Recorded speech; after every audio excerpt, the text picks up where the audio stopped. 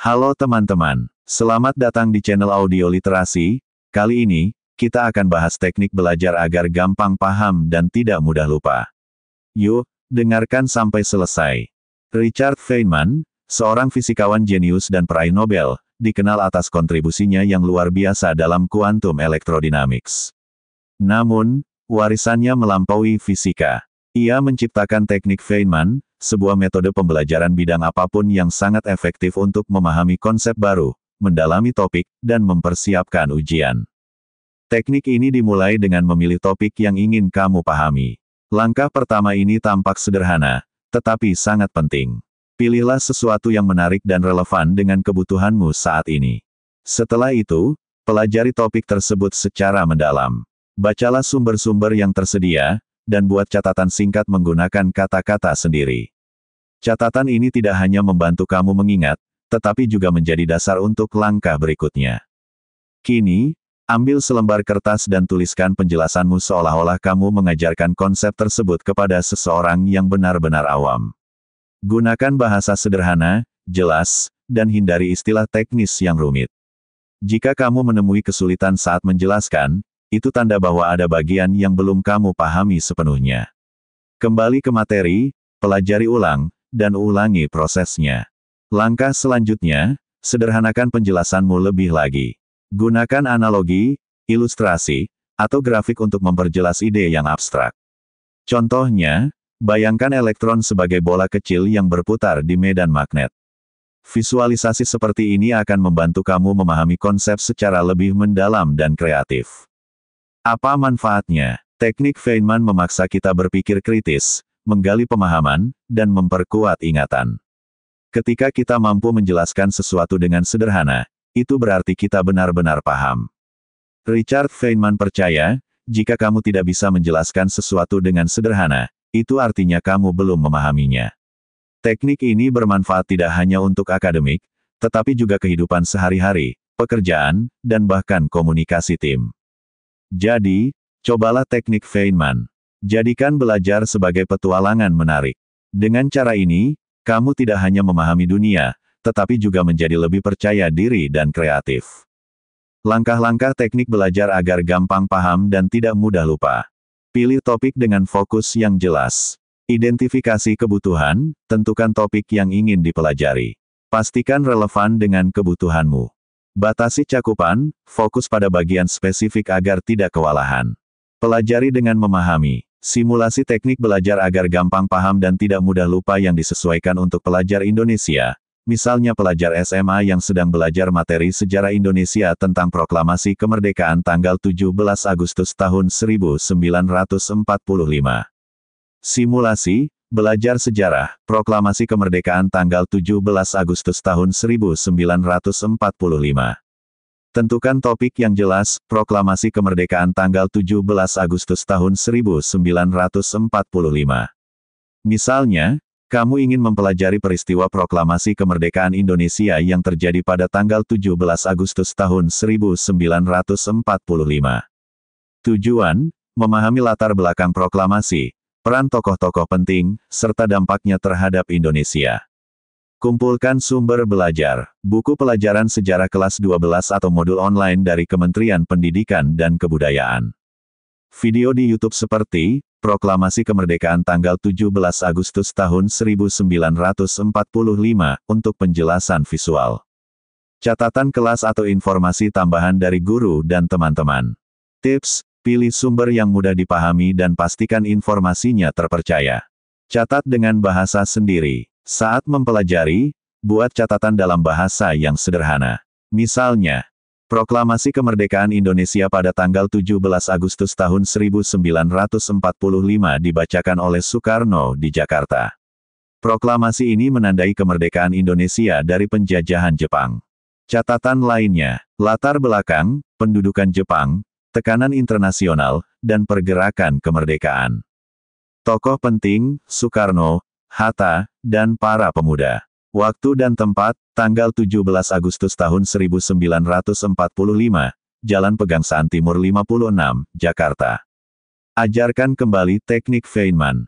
Setelah mencatat, coba jelaskan pada teman, adik, atau diri sendiri. Proklamasi Kemerdekaan Indonesia adalah pernyataan kemerdekaan dari penjajahan Jepang yang dibacakan oleh Soekarno pada tanggal 17 Agustus tahun 1945. Ini adalah titik awal Indonesia menjadi negara yang merdeka. Jika kamu merasa sulit menjelaskan bagian tertentu, pelajari lagi dan ulangi menjelaskan sampai benar-benar paham. Gunakan berbagai metode belajar, visualisasi, tonton video atau gambarkan gambar suasana proklamasi. Auditori, dengarkan podcast atau rekaman peristiwa proklamasi. Kinetik, jika memungkinkan, kunjungi museum atau tempat bersejarah terkait proklamasi. Lakukan latihan aktif recall.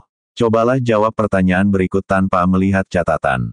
Siapa yang membacakan teks proklamasi kemerdekaan Indonesia? Apa saja faktor yang mempengaruhi kemerdekaan Indonesia pada tanggal 17 Agustus tahun 1945? Setelah mencoba menjawab, periksa kebenarannya dan pastikan kamu memahami setiap poin. Terapkan teknik spaced repetition. Hari pertama, pelajari sejarah proklamasi secara keseluruhan. Hari kedua, ulangi materi dan tambahkan soal latihan. 3 hari kemudian, ujilah diri kamu lagi dengan soal yang lebih sulit tentang dampak proklamasi. Hubungkan dengan konsep lain. Hubungkan proklamasi kemerdekaan dengan materi lainnya, seperti perjuangan fisik melawan penjajah yang berlangsung sebelum proklamasi.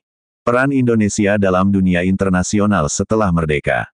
Ini akan membantu kamu melihat hubungan antara konsep yang dipelajari. Istirahat dan manajemen waktu. Gunakan teknik Pomodoro. Belajar selama 25 menit, kemudian istirahat 5 menit. Setelah belajar 4 sesi, ambil istirahat lebih panjang, sekitar 15-30 menit.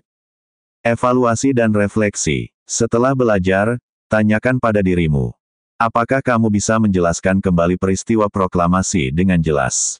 Apa bagian yang masih sulit dipahami? Apakah ada informasi yang masih perlu dipelajari lebih lanjut? Langkah-langkah menguasai pelajaran ekonomi menggunakan teknik Feynman. Simulasi langkah-langkah teknik belajar ekonomi. Pilih topik ekonomi yang spesifik. Pilih salah satu konsep ekonomi yang ingin dikuasai, misalnya, hukum permintaan dan penawaran. Relevansi, konsep ini adalah dasar dalam ekonomi dan sering muncul dalam soal ujian. Pelajari materi. Gunakan buku teks ekonomi, video pembelajaran, atau artikel online. Catat poin-poin penting, misalnya, hukum permintaan, ketika harga barang naik, jumlah yang diminta menurun ceteris paribus. Hukum penawaran, ketika harga barang naik, jumlah yang ditawarkan meningkat.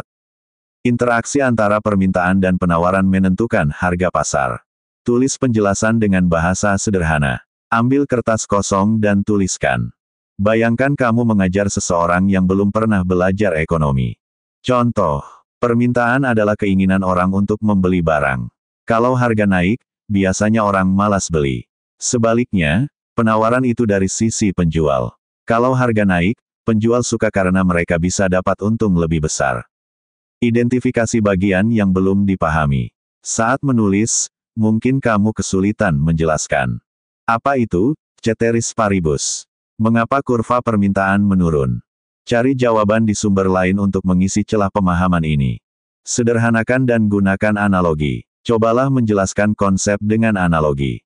Contoh analogi. Permintaan itu seperti orang di pasar yang lapar. Kalau harga makanan mahal, mereka makan lebih sedikit. Penawaran seperti pedagang yang senang kalau harga makanan mahal karena bisa jualan lebih banyak. Uji pemahaman. Ajak teman atau keluarga menjadi muridmu. Jelaskan kepada mereka hukum permintaan dan penawaran. Jika mereka bingung, itu tanda kamu perlu menyederhanakan atau memperbaiki penjelasanmu. Ulangi dan perkuat dengan soal latihan. Setelah bisa menjelaskan dengan baik, coba latihan soal. Soal 1, jika harga apel naik dari Rp10.000 menjadi Rp15.000 per kilogram, apa yang terjadi pada permintaan? Soal 2, jika petani mendapat subsidi, apa yang terjadi pada kurva penawaran? Evaluasi jawabanmu, pastikan sesuai konsep yang dipelajari. Terapkan konsep di dunia nyata. Amati fenomena pasar sekitar. Misalnya, mengapa harga cabai naik saat musim hujan? Apa dampak diskon besar terhadap penjualan produk? Catat pengamatan dan kaitkan dengan teori. Manfaatkan umpan balik. Tanyakan kepada guru atau teman apakah penjelasanmu sudah benar dan jelas. Diskusikan jika ada konsep yang belum sempurna. Lanjutkan ke topik lain. Setelah menguasai hukum permintaan dan penawaran, lanjutkan ke topik lain, misalnya elastisitas permintaan atau kebijakan ekonomi pemerintah, dengan menggunakan langkah yang sama. Langkah-langkah menguasai pelajaran fisika menggunakan teknik Feynman. Simulasi langkah-langkah teknik belajar fisika. Pilih topik fisika yang spesifik. Pilih satu konsep dasar fisika. Contoh, hukum Newton ketiga, aksi dan reaksi. Relevansi, hukum ini sering digunakan dalam banyak fenomena fisika, termasuk gaya dorong, tumbukan, dan keseimbangan. Pelajari materi. Gunakan buku fisika, video, atau sumber belajar lainnya. Catat poin penting, misalnya, hukum Newton 3, jika benda A memberikan gaya pada benda B, maka benda B memberikan gaya yang sama besar tetapi berlawanan arah pada benda A. Gaya ini selalu bekerja dalam pasangan, aksi sama dengan reaksi. Contoh, ketika kamu mendorong tembok, tembok mendorongmu dengan gaya yang sama besar. Saat roket meluncur, gas yang dikeluarkan ke bawah memberikan dorongan ke atas. Tulis penjelasan dengan bahasa sederhana. Bayangkan menjelaskan kepada anak kecil. Hukum Newton ketiga itu seperti bermain dorong-dorongan. Kalau kamu mendorong temanmu, temanmu juga mendorong kamu balik, hanya saja arahnya berlawanan. Identifikasi kekurangan dalam pemahaman. Tanyakan pada dirimu. Mengapa gaya aksi dan reaksi selalu bekerja dalam pasangan? Apakah pasangan gaya ini selalu menyebabkan benda bergerak? Cari jawaban dengan membaca ulang materi atau bertanya kepada guru. Gunakan analogi atau grafik. Analogi. Bayangkan berjalan di atas es licin. Saat kamu menendang ke belakang, tubuhmu terdorong maju, aksi dan reaksi. Grafik atau visualisasi. Gambarlah dua benda A dan B, dengan panah gaya aksi dan reaksi yang berlawanan arah tetapi sama panjang. Uji pemahaman dengan orang lain. Ajak teman atau keluarga untuk mendengar penjelasanmu. Contoh, kalau aku memukul meja, meja itu memukul tanganku balik dengan gaya yang sama besar. Makanya tanganku sakit. Ulangi dan perkuat dengan soal latihan. Cobalah menjawab soal berikut. Sebuah balon udara melepaskan gas ke bawah. Mengapa balon bergerak naik? Jika kamu berdiri di atas skateboard dan mendorong tembok, apa yang terjadi pada skateboard? Periksa jawabanmu berdasarkan pemahaman konsep. Terapkan konsep di dunia nyata. Amati fenomena sehari-hari. Ketika berenang, dorongan tangan ke air membuat tubuhmu maju. Ketika balon meletus, udara yang keluar membuat balon bergerak ke arah berlawanan. Manfaatkan umpan balik. Diskusikan dengan guru atau teman. Apakah penjelasan dan pemahamanmu sudah benar? Tanyakan jika ada bagian yang belum jelas. Lanjutkan ke topik lain. Setelah menguasai hukum Newton 3, lanjutkan ke topik lain seperti energi dan usaha, hukum kekekalan momentum, atau gerak parabola menggunakan langkah yang sama. Contoh penjelasan akhir, hasil belajar. Hukum Newton ketiga mengatakan bahwa untuk setiap gaya yang diberikan, ada gaya yang sama besar tetapi berlawanan arah. Misalnya, ketika kamu melompat dari perahu ke daratan, kamu mendorong perahu ke belakang, aksi, dan perahu memberikan dorongan yang sama besar ke kamu ke depan, reaksi. Simulasi langkah-langkah untuk menguasai pemecahan masalah atau solusi menggunakan teknik Feynman. Simulasi, langkah-langkah memahami dan menguasai pemecahan masalah. Pilih masalah yang ingin diselesaikan. Tentukan masalah spesifik untuk dipelajari. Misalnya, masalah, bagaimana meningkatkan produktivitas kerja di tim yang sering terhambat oleh komunikasi yang buruk. Pelajari dasar-dasar pemecahan masalah. Gunakan sumber seperti buku, artikel, atau pengalaman praktis untuk memahami cara menyelesaikan masalah. Catat poin penting. Identifikasi masalah, pahami akar masalah, bukan hanya gejalanya. Analisis penyebab, gunakan teknik seperti 5 whys atau fishbone diagram. Cari alternatif solusi, buat daftar solusi potensial. Evaluasi solusi, pilih solusi terbaik berdasarkan dampak dan biaya. Implementasi dan uji coba, terapkan solusi dan evaluasi hasilnya. Tulis penjelasan sederhana. Bayangkan menjelaskan kepada orang awam atau teman. Pemecahan masalah itu seperti mencari sumber kebocoran di ember yang bocor. Pertama, Kita harus tahu di mana bocornya, identifikasi masalah, lalu cari penyebab kenapa embernya bocor, analisis penyebab. Setelah itu, kita cari cara menutup bocoran itu, alternatif solusi, memilih cara terbaik, dan mencobanya. Identifikasi bagian yang sulit dipahami. Saat mencoba menjelaskan, kamu mungkin bingung. Bagaimana membedakan gejala dari akar masalah? Bagaimana cara memastikan solusi yang dipilih paling efektif? Cari jawaban melalui studi kasus, pengalaman orang lain, atau diskusi dengan mentor. Gunakan analogi atau visualisasi. Buat analogi atau gambar untuk menyederhanakan konsep. Analogi, memecahkan masalah itu seperti bermain detektif. Kamu mencari petunjuk, data, mencari motif, penyebab dan menentukan cara mencegah kejadian itu terjadi lagi. Visualisasi, gunakan diagram seperti fishbone diagram. Gambarkan masalah sebagai kepala ikan. Tuliskan penyebab sebagai tulang-tulang ikan, seperti kategori, manusia, proses, lingkungan, del. Terapkan simulasi pemecahan masalah. Gunakan kasus berikut untuk praktik. Kasus, tim kerja sering terlambat menyelesaikan proyek karena miskomunikasi. Langkah-langkah, identifikasi masalah. Apa gejalanya? Proyek terlambat. Apa akar masalahnya? Komunikasi tim tidak efektif. Analisis penyebab. Tanyakan 5 whys. Mengapa proyek terlambat? Karena tim tidak tahu prioritas. Mengapa tim tidak tahu prioritas? Karena instruksi tidak jelas. Mengapa instruksi tidak jelas? Karena tidak ada sistem komunikasi yang terstruktur. Mengapa tidak ada sistem? Karena belum ada kebijakan khusus. Mengapa belum ada kebijakan? Karena manajemen tidak menyadari pentingnya hal itu. Cari alternatif solusi. Adakan pertemuan rutin harian, daily stand-up. Gunakan aplikasi manajemen proyek seperti Trello. Tetapkan seorang koordinator komunikasi. Evaluasi solusi. Pilih aplikasi manajemen proyek karena dapat memonitor pekerjaan secara transparan. Implementasi. Terapkan Trello, beri pelatihan singkat kepada tim, dan mulai gunakan dalam proyek berikutnya. Uji hasil. Evaluasi dalam sebulan apakah proyek berjalan tepat waktu. Tanyakan pemahaman orang lain. Jelaskan kasus di atas kepada teman atau kolega. Tim kerja kita sering terlambat karena komunikasi buruk. Jadi, kita terapkan aplikasi Trello untuk mempermudah koordinasi. Hasilnya, semua orang tahu apa yang harus dilakukan dan kapan selesai. Jika teman bingung, ulangi penjelasan dengan lebih sederhana atau gunakan visualisasi. Uji diri dengan kasus baru. Coba pecahkan masalah berbeda.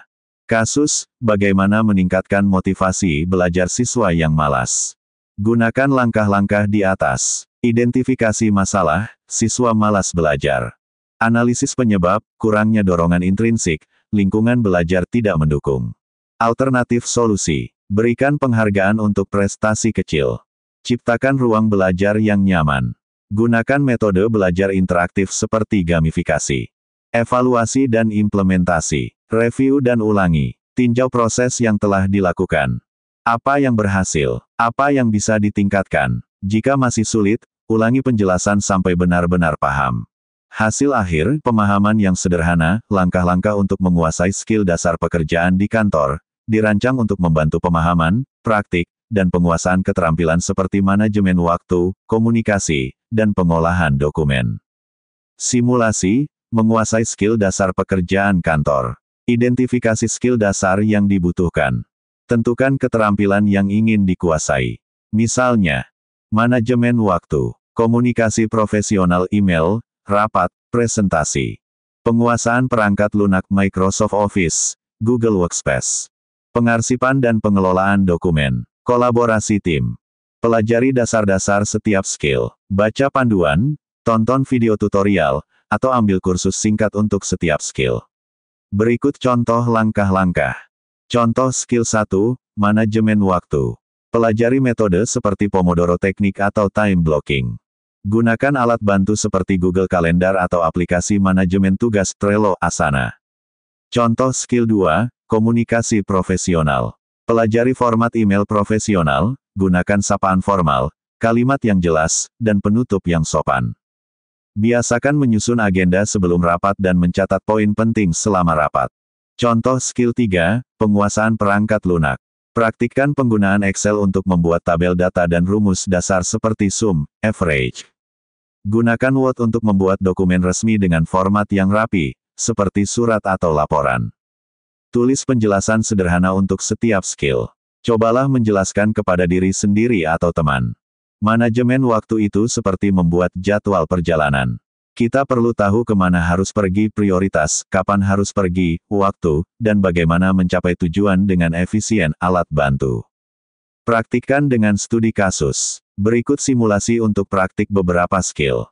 Skill, manajemen waktu. Kasus, ada 3 tugas dengan tenggat berbeda. 1. Menyiapkan laporan harian, hari ini. 2. Mengatur rapat mingguan, 3 hari lagi. 3. Menyusun presentasi untuk klien, 1 minggu lagi. Prioritaskan laporan harian sebagai tugas pertama. Alokasikan waktu 30 menit hari ini untuk mengatur jadwal rapat. Sisihkan 1 jam per hari selama seminggu untuk menyusun presentasi. Gunakan Google Calendar untuk mengatur pengingat tugas. Skill, komunikasi profesional. Kasus, menulis email untuk mengatur rapat. Subjek, undangan rapat mingguan. It, tim, saya mengundang Anda untuk menghadiri rapat mingguan pada tanggal 15 Januari tahun 2025. Waktu, 10.00 sampai 11.00 WIB. Tempat, ruang rapat utama, via Zoom, link akan dibagikan. Agenda, evaluasi progres minggu lalu. Pembagian tugas minggu depan. Harap konfirmasi kehadiran Anda sebelum tanggal 14 Januari tahun 2025. Terima kasih. Hormat saya, nama Anda, skill, pengarsipan dan pengelolaan dokumen. Kasus, dokumen tim berserakan. Buat struktur folder. 2025, lebih besar dari, Januari, lebih besar dari, proyek A, proyek B. Simpan dokumen sesuai kategori dan tambahkan format nama file yang konsisten, misalnya. Laporan garis bawah harian garis bawah 2025-01-10 docs. Gunakan cloud storage seperti Google Drive untuk akses mudah. Minta umpan balik. Mintalah rekan kerja atau atasan untuk memberikan masukan. Misalnya, apakah email saya sudah jelas dan profesional? Apakah presentasi saya mudah dipahami? Apakah struktur folder dan dokumen ini membantu pencarian data? Tingkatkan dengan analogi atau alat visual. Gunakan alat untuk mempermudah pemahaman. Manajemen waktu. Anggap tugas harian seperti bola-bola dengan ukuran berbeda. Bola besar, tugas prioritas, harus dimasukkan ke dalam wadah dulu sebelum bola kecil. Pengarsipan dokumen. Dokumen adalah buku di perpustakaan. Jika buku tidak diatur sesuai kategori, pembaca akan kesulitan menemukannya. Uji pemahaman dengan tantangan baru. Berikut tantangan untuk skill berbeda. Manajemen waktu. Anda diberi tugas mendadak untuk menyelesaikan laporan tambahan hari ini. Bagaimana cara menyesuaikan jadwal tanpa mengabaikan tugas lain? Komunikasi profesional. Tulis email tindak lanjut setelah rapat yang memuat poin-poin yang disepakati dan tindakan selanjutnya.